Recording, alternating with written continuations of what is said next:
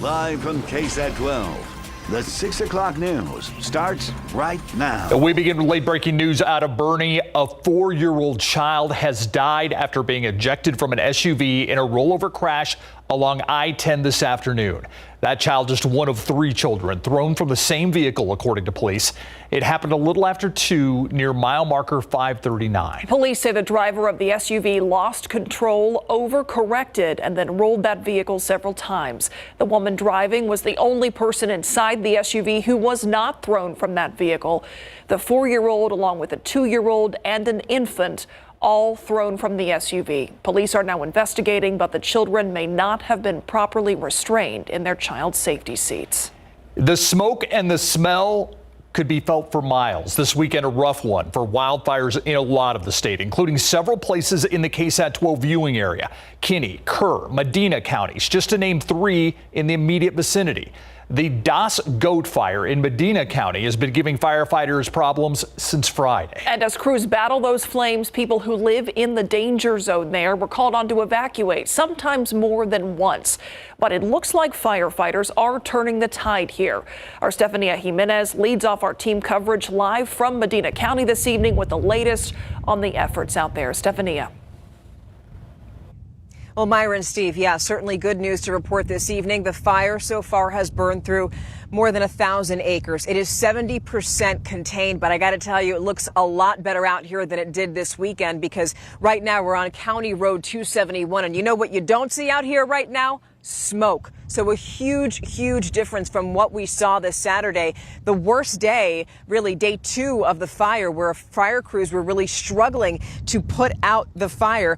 Now, about 2 hours ago, these crews escorted us closer to where the Das Goat fire first originated. Now, it looks like today has been a lot easier for these firefighters than it was over the weekend, because it's humid right now, which is good, but that really doesn't make it easier for the people who were evacuated on Saturday and haven't been allowed back into their homes since then. The High Mountain Ranch community, which is an area that's made up of 50 homes, has lost 3 homes so far to this fire. And when the people who were forced from their homes return, they say that they're just eager to help their neighbors. Listen to this.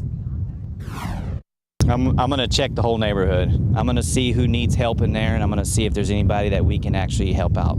If they need, we've got these. This is a real tight community. There's only 50 homes in there, and you know, we should be, if anything, this should bring us closer, not be so divided like we have been. So if there's anything that I can do for those people out there that live in there, our door is open. We've got extra space. We'll let them in. We feel our neighbors, the 2 in front, I think the 3 homes that were lost, 2 of those are in front of us and 1 is behind us. So after we take care of the basics with us, we're going to turn and see what we can do to help our neighbors. Yeah, certainly a nice thought there that those neighbors are basically helping neighbors. Our Garrett Berger has also been speaking with people who were evacuated. He joins us now live from Medina County Fire Station 15 with more. Garrett? Well, Stefania, we've heard that the road up to High Mountain Ranch actually will be opened up tomorrow morning at 9 a.m., but that's only for people who live in the neighborhood subdivision. So you'll have to bring your ID with you. Now, at least one resident did tell us he's already had a chance to get back in today, but only briefly. It's not the first time he's been back since the fire started. Ira Rubio said his family left the High Mountain Ranch subdivision on Friday night first, but they returned Saturday morning, but soon had to leave again. Went to sleep at 11 o'clock, phone's ringing off the hook, and next thing you know, they say, hey, we got to go again. I was like, what? Went outside, and literally like a black smoke was overcoming my house, ashes hitting my face. Like, okay, this is worse. It was a lot bigger. Wind gust was going. Everybody was in panic. 10, 12 minutes only, packed up and left again. Rubio says he was able to get back into the neighborhood briefly today with an escort. And while he was happy that his home does not appear to be damaged, the knowledge that some of his neighbors' homes were has dampened any excitement he might feel over that. Now, Rubio and his family were able to camp out over near the fire station here in their RV. Now, if you're an evacuee and you're not as well stocked as they are, there is an opportunity to go to a shelter in Helotes. Our Lady of Guadalupe Church has opened its doors. They are expecting that they may have to keep operating for at least another few days. Live in Medina County, I'm Garrett Berger, KSAT 12 News.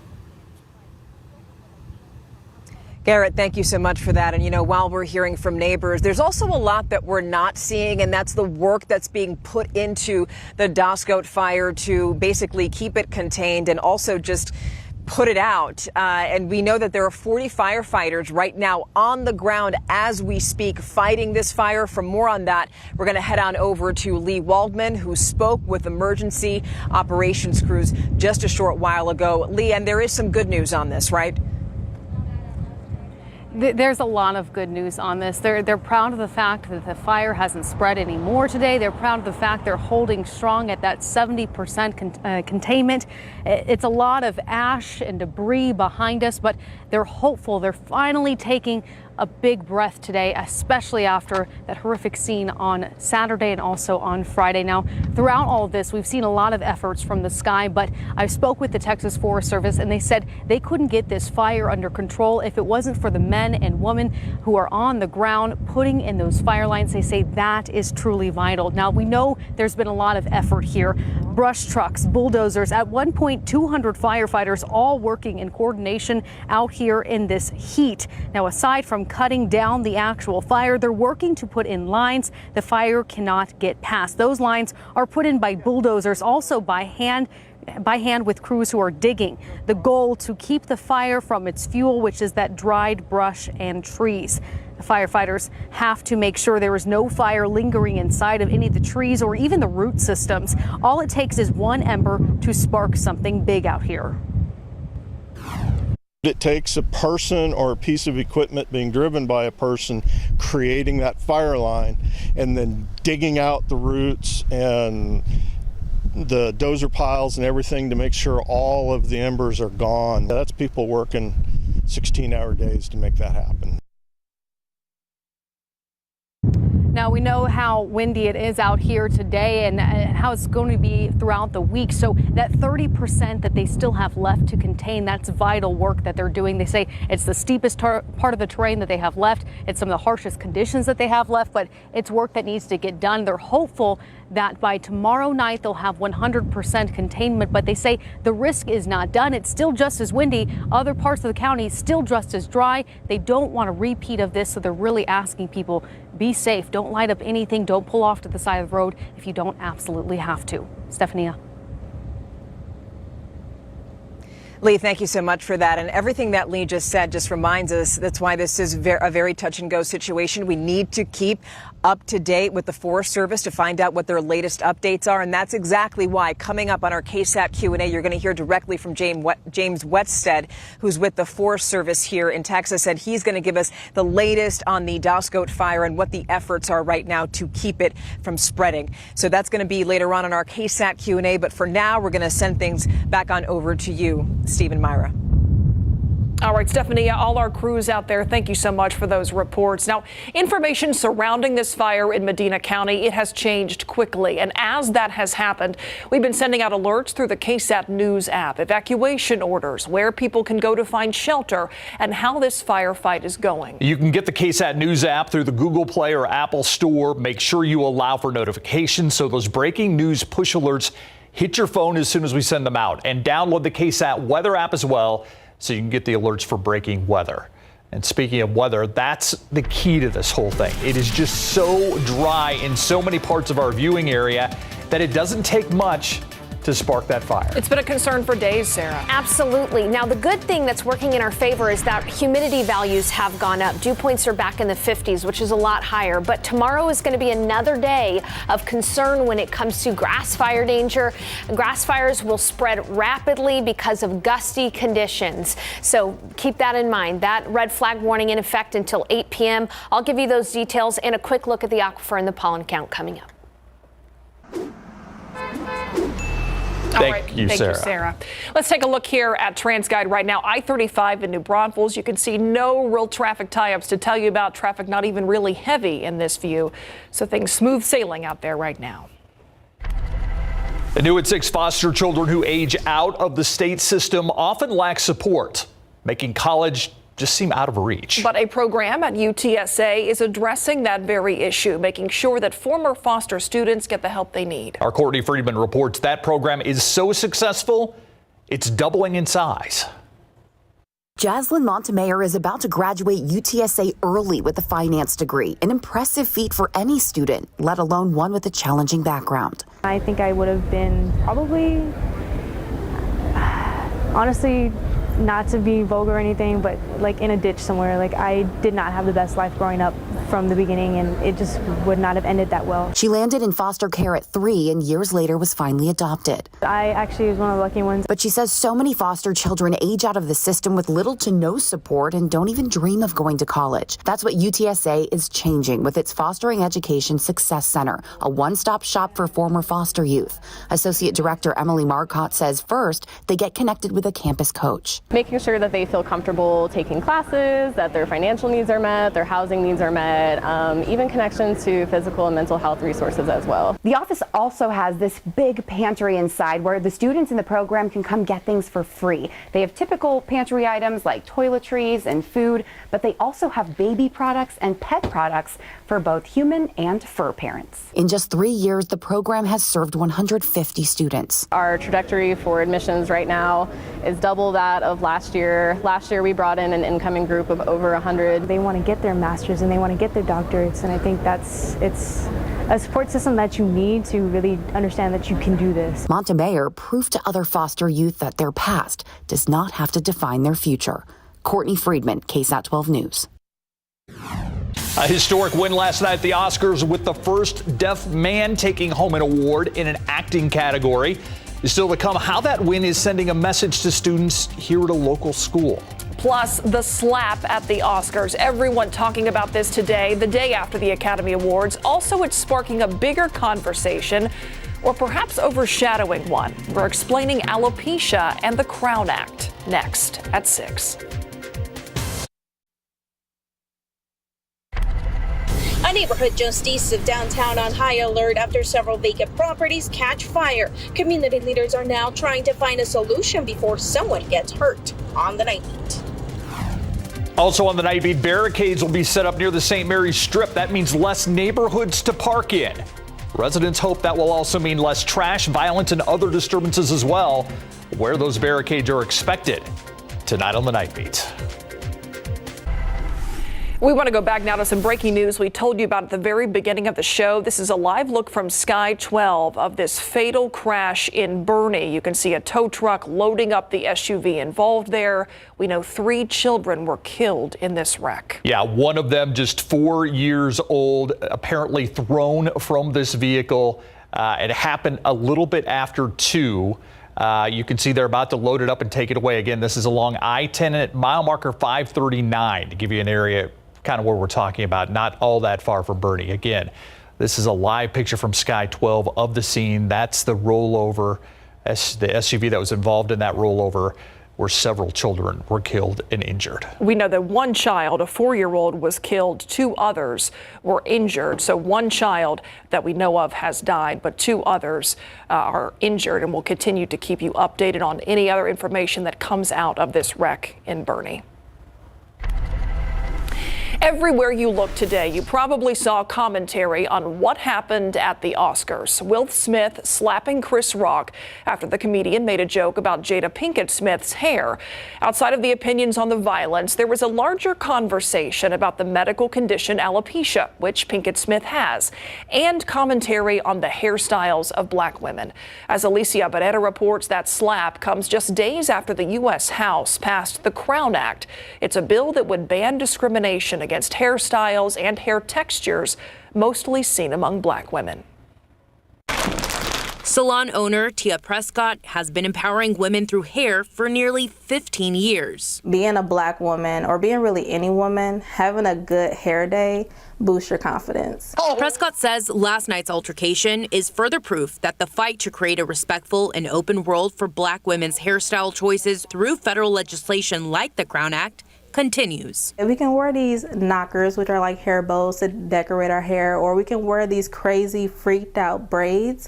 But when it's time to actually get a job and go into the corporate world, I might not feel confident wearing my braids to a corporate job. I might want to pull it back in a ponytail just to be accepted at face value. In 2022, that really shouldn't be the case anymore. The Crown Act passed the House on Friday, and it now heads to the Senate.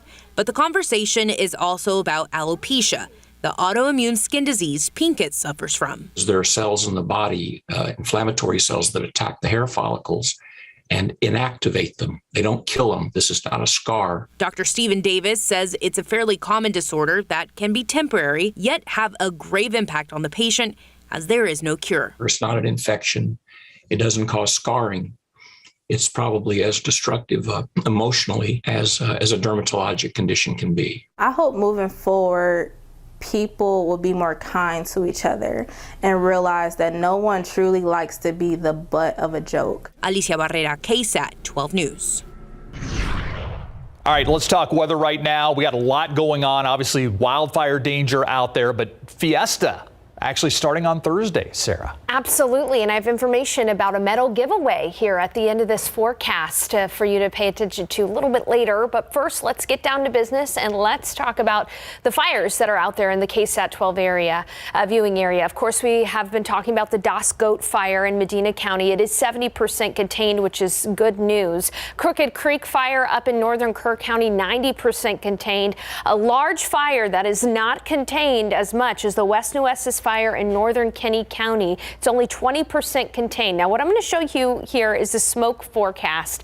Now, this is if it sparks up again and develops a smoke plume, this is where that smoke plume would be headed. Notice that it's not anticipated that the Das Goat fire will develop another smoke plume, but it's something to pay attention to. Tomorrow, though, there could be a smoke plume from that West Nueces fire that impacts areas in Edwards and northern Valverde County. But again, tomorrow, weather conditions are not ideal for fire. It's still going to be gusty, but at least the humidity will be higher tomorrow as well. All right, today we got up to 87 degrees, 10 degrees above average. The warm weather has allowed for grass fires to spread quickly as well. 87 was the high, and wind gusts are anticipated to stay high through the day tomorrow. This is a look at early tomorrow morning. Wind gusts from the south up to 30 miles per hour. And then during the day, we could see wind gusts of 25 to 30 miles per hour from the south. So simply because it's going to be windy and warm, that's why there's another red flag warning in effect tomorrow from 10 a.m. to 8 p.m. Please avoid any kind of outdoor burning and monitor any kind of sparks. Now, tomorrow morning, we are going to start off with cloud cover. It's going to be cloudy and 62 degrees in San Antonio, 62 in Port SA, 59 in BOERNE, 62 in Seguin, 57 in Bandera, 59 in Kerrville, and 59 in Hondo. Now, we will see some sunshine in the afternoon, and that's going to allow temperatures to soar. 84 for the high in San Antonio, 83 in Converse, 87 in Floresville, 89 in Devine, 90 in Sabinal, 82 in Kerrville, 87 in the Nixon-Smiley area. You know what we could really use that would help us out?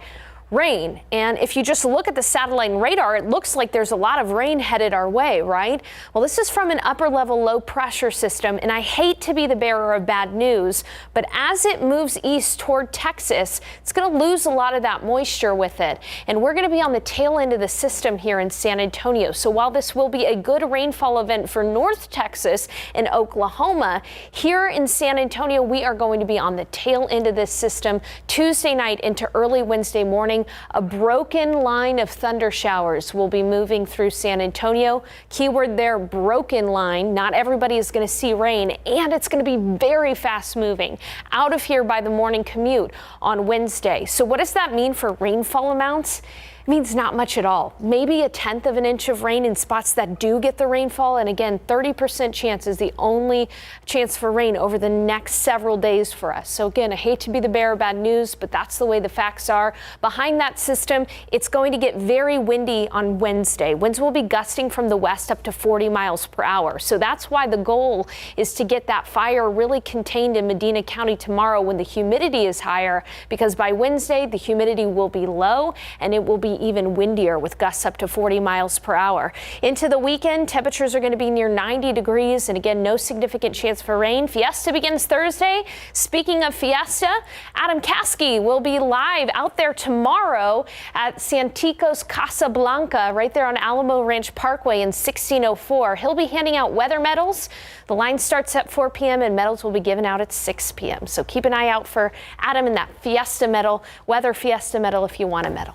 All right. Thank you, Sarah.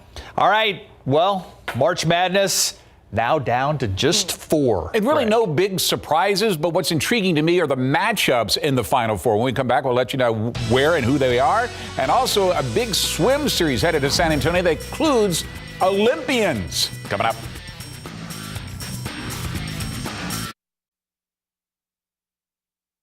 Our San Antonio Spurs have a chance to run the table in their 4-game road trip tonight against the Houston Rockets, are in their 3-way tie for the worst record in the NBA this season. The Rockets have only been able to win 20 games this year, but one of those wins was at the Spurs' expense back on January the 12th in the AT&T Center, where the Rockets were able to rough up the Spurs 128-124. But since that time, the Spurs have posted 2 wins over the Rockets on January the 25th in Houston, 134-104, and again on February the 4th in the AT&T Center, 131-106. The Spurs would like to wrap up their road trip tonight by winning the season series against Houston. Get ready for the Grizzlies at home this Wednesday, who the Spurs have yet to beat this season. The one thing the Spurs have improved on recently is their 3-point shooting. Even Jock Landale hit 2 down the stretch against New Orleans, including a step-back 3 in the 107-103 victory. The corner 3 felt good, but the step back 3, I don't know what I was thinking. I probably will never shoot one again, but that felt really good. Sometimes you do have to let those things fly, and it just depends on your role. That's not my role. That's DJ, Keldon, Dev, those guys' role. But yeah, the game has evolved into, taking a lot of threes and generating those kinds of shots for ourselves, and we've been really up and down with that this season. And when we have it going, we're really tough to beat. Here's the matchup tonight, 7 o'clock tip time. Highlights for you tonight on the Night Beat. We now know who the Final 4 teams in the NCAA tournament will be after. North Carolina Tar Heels are the last to get in by ending St. Peter's Cinderella season. The Peacocks had already become the first ever 15th seed to make it to the Elite 8 in the NCAA tournament history. But the Tar Heels saw to it that midnight did strike. North Carolina led wire to wire by a double-double from Armando Bacot, who had 20 points and 22 big rebounds to push the Tar Heels to their 21st Final Four. That's a record, by the way. Sets up the first ever tournament game between North Carolina and Duke when the arch rivals meet in New Orleans on Saturday in Coach K's final season. I really wanted them to go to the Final Four. And it's something that we had talked about at the beginning of the season. And in the huddle, I told them that it's not a hope, it's not a dream anymore, it's a reality.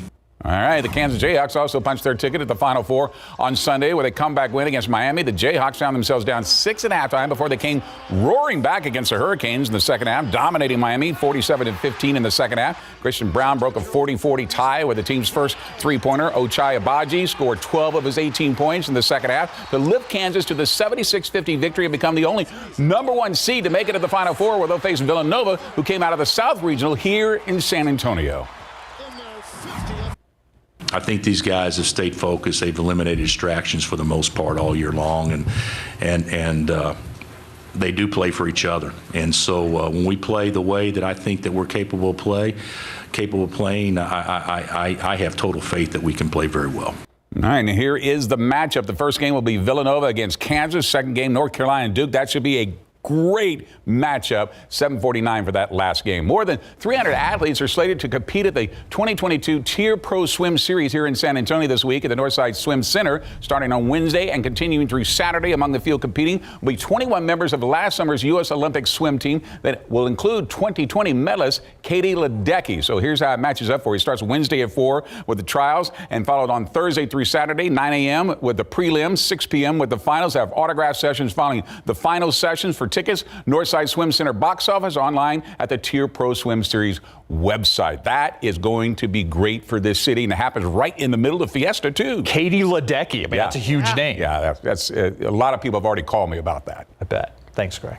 Our KSAT Q&A is coming up next.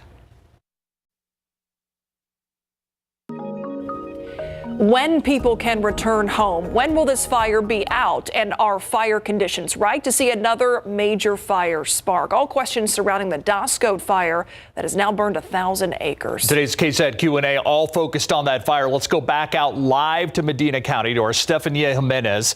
She is standing by with an expert, and right off the bat, Stefania, I want to know where the name came from, Doscote. Yeah. We're going to get to that in just a moment. So far we know that more than 1,000 acres have been burned as a result of this fire. It is more than 70% contained, excuse me. But fire crews are definitely making some progress here. Joining us live to talk more about that is James Wested with Texas Forest Service. Thank you so much for being here, sir. Glad to. So the first question is the one. Let's get to Steve's question right now. Doscote, where does that come from? The first fire crew that arrived here, the Texas Forest Service fire crew, and they're the ones who assigned the names. They were out of Fredericksburg, and they had a list of names they wanted to use on fires, and it was the next name on their list when they got here. Okay, and it's a German name. And the German heritage of Fredericksburg led to them using the DOS. So let's talk about these next few days. We've been talking about how optimistic the crews here feel about this fire because it hasn't grown since yesterday. What do you expect to deal with for the next few days in order to put out this fire? The next couple days, what we're going to be focused on is basically what we call search and destroy. We're looking for any hot spots near the fire's edge that could spark a new fire. The crews are going to be walking the ground and putting out any remaining burning spots anywhere near the fire's edge. Usually we go in about 300 feet and try to find anything that could start a new spot. You were talking about those spots, and as we speak right now, not too far from where we are, we're on County Road 271 right now. In the distance, if our photographer can show us there is some smoke billowing there in the background. And you're saying that fire, whatever's burning there, is within the perimeter, right? That's in the center of the burned area, way in the distance. So it's far enough in that there's not a threat. Even with a strong wind, it's going to throw embers across the line. When you talk about threats, there were a number of people who were evacuated. We know within that particular subdivision, not too far from where we are, there are about 50 homes there. All those people were told to leave this weekend. For those who are just outside of the evacuation area, you got to figure they're breathing in some of this smoke. What would you tell them? During an active fire, like Saturday when we had the big column that built up and the smoke was laying down, or in the mornings, the smoke can be hazardous to your health. For a day or so, it's usually not that big of an issue unless you have breathing problems. If you do, you would definitely want to use good quality masks like an N95. And you can there's a website called airnow.gov that will give people advice on how to deal with smoke, how to deal with health issues around smoke. Right. And it's a really good resource for anyone concerned about air quality. Right. You have people with respiratory issues, also people who have, long haulers from COVID and stuff like that, who it's difficult for them. The other thing we wanted to talk about is that every person we have spoken to here, they've never dealt with something like this. When you hear about wildfires, when they've heard about wildfires, they thought California. They didn't necessarily think Texas or this particular area. But you've been all around the country, right? To talk about this. What can you tell people about this, how it's time for them to prepare, and that when you hear there's a red flag warning, that would include everyone in your area? Yeah, Texas is actually, year after year, has some of the highest acres burned of any state in the country. It's up there with California and some of these other western states. A lot of those are in West Texas where, it's big grasslands. You can burn 20,000 acres and threaten one house. But fires can happen anywhere in Texas. I've been on fires all through the state. If you aren't in the middle of the city, you need to be prepared for the possibility of a wildfire. You need to make sure that there's not high grass growing up to your house, that there's not trees and brush close to your house. Look into what needs to be done to create defensible space around your house so that the firefighters have a chance to save it. If you've got flammable material right up to your house, there's nothing we can do to protect it. Now, just we have 20 seconds left. Do you have a message for the people who are waiting to go back home, who have been evacuated? If you could just tell them something. We understand your frustration, and our number one priority at this point is getting people back in their houses. That's our goal, as quick as possible. James Wested, thank you so much for joining us. Thank you. Mr. Wested with the Texas Forest Service, and that's the end of our Q&A, and now we're going to send things back on over to Steve and Myra in the studio. Very informative. Thank you to Mr. Wested. Thank you to you, Stephanie. I appreciate it. We'll be right back. You got it. The new at 6, lost in the drama at the Oscars, the groundbreaking win for the film Coda. Coda stands for Child of Deaf Adults. Troy Kotsur became the first deaf male actor to win an Oscar for his role in that movie. And as RJ Marquez tells us, the film's overall success puts a spotlight on the deaf community, and it's a victory being felt from Hollywood all the way to a school in San Antonio. And the Oscar goes to... Okay, Coda. While millions around the world watched and celebrated Coda's historic win for Best Picture, the moment hit especially close to home for Lisa Lopez. Anytime we're talking about persons who are deaf or hard of hearing, it plays close to my heart because I've been doing this work for 44 years. Lopez is the director of the Parent-Infant Program at Sunshine Cottage School for Deaf Children. She applauded how the film highlights the daily lives of people with hearing loss. The movie does an excellent job of bringing awareness that people who are deaf and hard of hearing are active and thriving members of a community. Lopez said Coda also represents diversity and inclusion and simply being able to connect with loved ones. The movie, to me, is not so much about communication, but what language is and how language connects us to other human beings. 10-year-old Diego Munoz is a student at Sunshine Cottage. He's used a cochlear implant for years. I was deaf when I was born. I had nothing to hear. Diego told us he's the only member of his family to be hard of hearing, but that hasn't held him back one bit. I like to play with my brother and everything.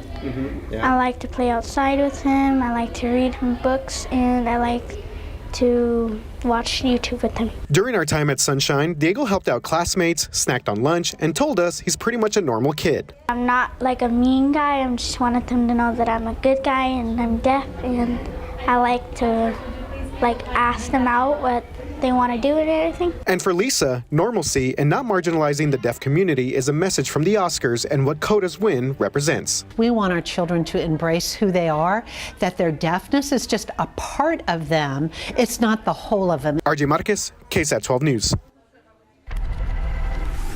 We got some late breaking news that we're following from Sky 12. We have a grass fire reported on the southwest side of the city. You can see the smoke there, emergency vehicles on the scene here. This obviously another example of the concern out there with the dry conditions. Yeah, southwest side, give you an idea where we're talking about. I-35 and Casson Road. You can see that emergency vehicles are on the scene. This is nothing like what they're battling in Medina and Kinney and Real counties, but it just shows you, just like you said, how dry it is. It looks like another fire truck actually about to pull up on the scene. We'll continue to monitor this one. But Sarah, as you look at this, that kind of tells it all. I mean, these could spark up anywhere. Hits the message home that fire danger is high, not only for the remainder of the day, but also tomorrow and probably for a good portion of this upcoming week, mainly because of gusty winds. Winds are still gusting there from the south at about 25 miles per hour. It's been warm. The high temperature today was 87 degrees, 10 degrees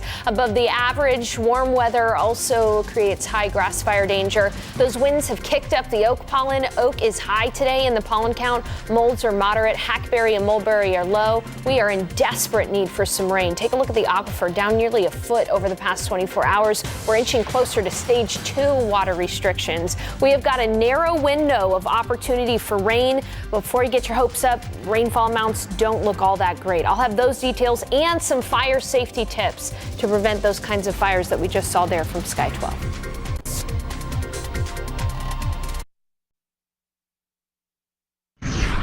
We've been talking about the dry conditions, the fire danger throughout the show. And Sarah, you just said it before the break. We are in desperate need of some rain. We are. Another red flag warning in effect tomorrow, too. Part of the reason why we see high grass fire danger is because the vegetation is so dry. We just haven't seen a good amount of rain out there. The last time we had a measurable rainfall event was early February.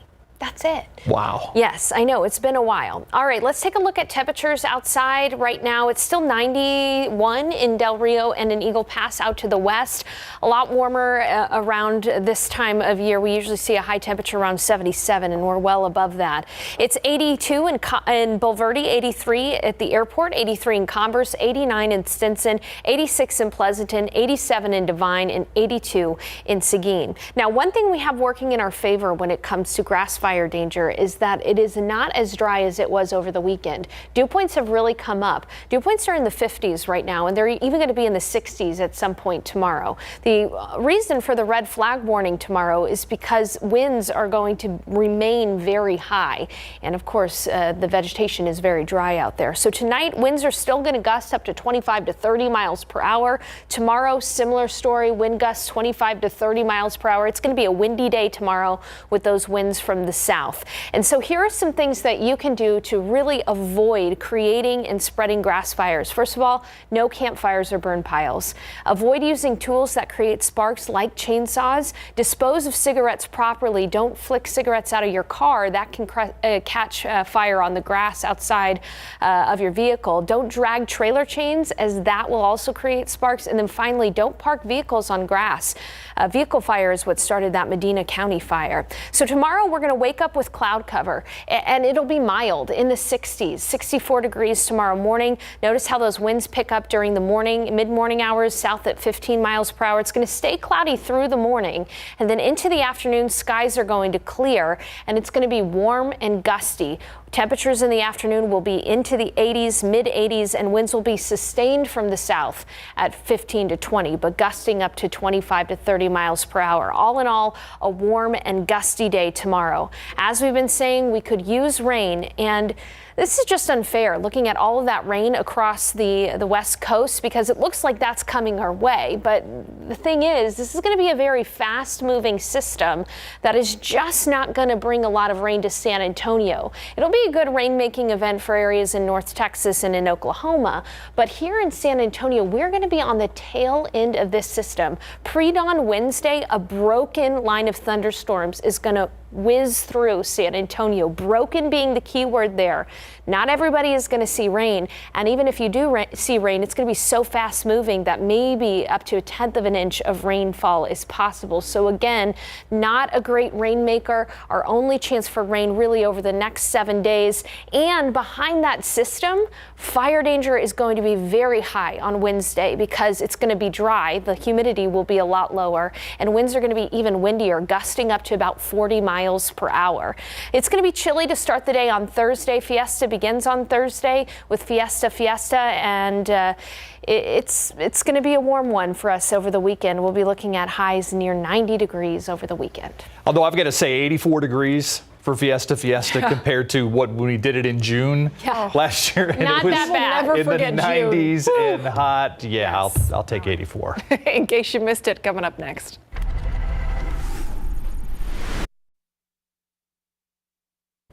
Here's today's In Case You Missed It.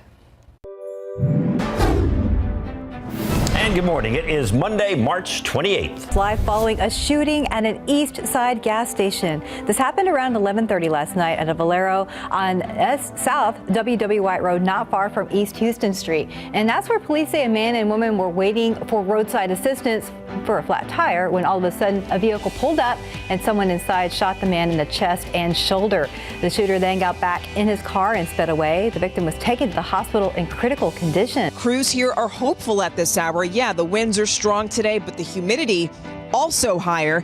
And that's great news when it comes to firefighting, because the fire just won't burn as aggressively when you have conditions like what you have here today. Now, just a reminder, this fire started Friday afternoon when a vehicle went up in flames. And yesterday, KSAT spoke with the woman who says that she saw the fire that started all of this. Listen to what she told us.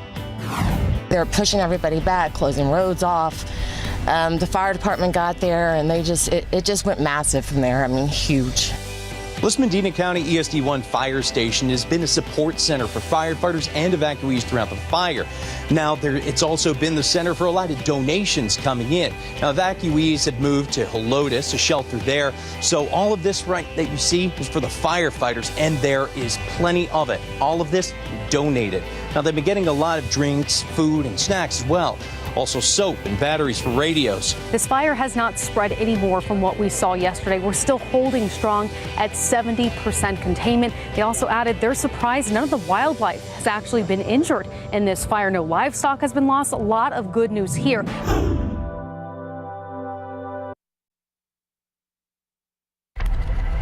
We want to go back out to that grass fire that we reported just a few minutes ago on the southwest side. You can see the area that it has burned. We have seen flames since that first view from Sky 12 here. This is a grass fire at I-35 and Casson Road. Yeah, it's on the southwest side. You can see that firefighters are on the scene. It seems as if they've got it surrounded, at least by the vehicles that we see there. Not a very big grass fire, but again, indicative of just how dry it is out there. We're also being told by people who've been looking at this shot that there might be a burned out boat or vehicle or something in the middle of all this.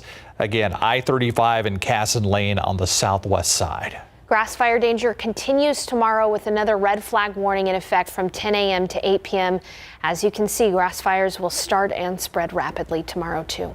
Yeah, so keep that in mind. Those dry conditions persist. Thanks for watching the news at 6. See you on the Night Beat at 10.